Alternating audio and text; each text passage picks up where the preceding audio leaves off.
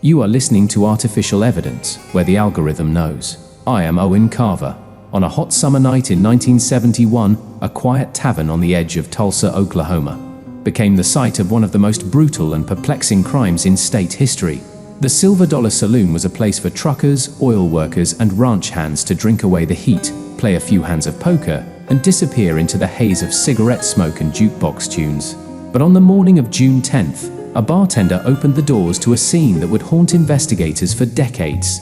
8 bodies, one locked safe completely untouched, and a single silver dollar placed carefully in the center of the floor. The crime had all the markings of a robbery gone wrong, but there was something else, something colder, more deliberate. As investigators dug deeper, they realized this was no ordinary hold-up. It was something much darker, and whoever was behind it had no intention of being caught. This is the story of the Silver Dollar Job. June 10th, 1971. At 6:15 in the morning, a man named Dennis Lacey arrived at the Silver Dollar Saloon to open for the day.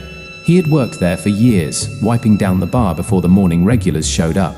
But that morning, something was wrong. The front door was locked, but the back door, the one the staff used, was slightly ajar.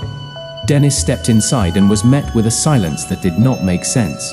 The place should have smelled like stale beer and cigarette ash, the remnants of a long night. Instead, it smelled like copper, blood. When Dennis rounded the bar, he froze. Bodies everywhere. 8 people sprawled across the floor. Some slumped in booths, others collapsed by the bar. One man still had a cigarette between his fingers, burned all the way to the filter. They had all been shot, execution style.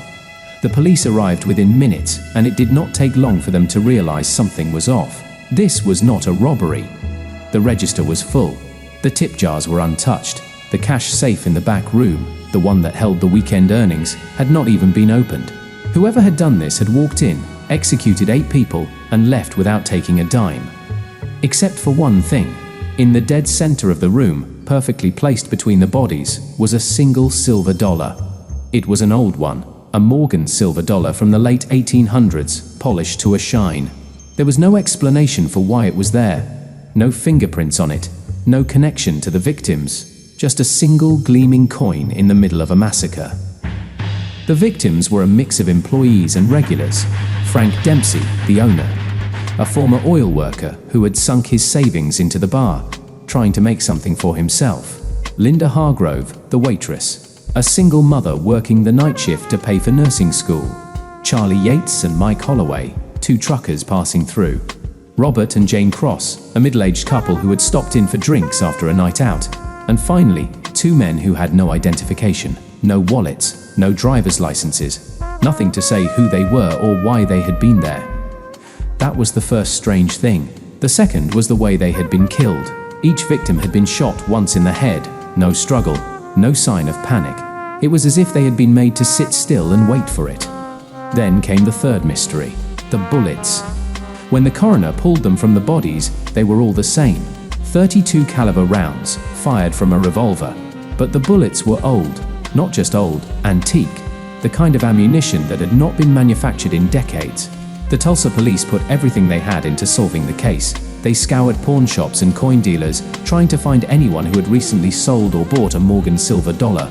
They interviewed every known criminal in the area, looking for anyone who had a history with the bar. They chased down every lead, every whisper, every rumor, and then, one by one, the leads died. No witnesses, no fingerprints, no connections, and no motive. The case turned cold. But then, almost exactly 1 year later, on June 10th, 1972, it happened again. This time in Amarillo, Texas. A small roadside bar called the Rusty Spur. 6 victims, execution style, nothing stolen.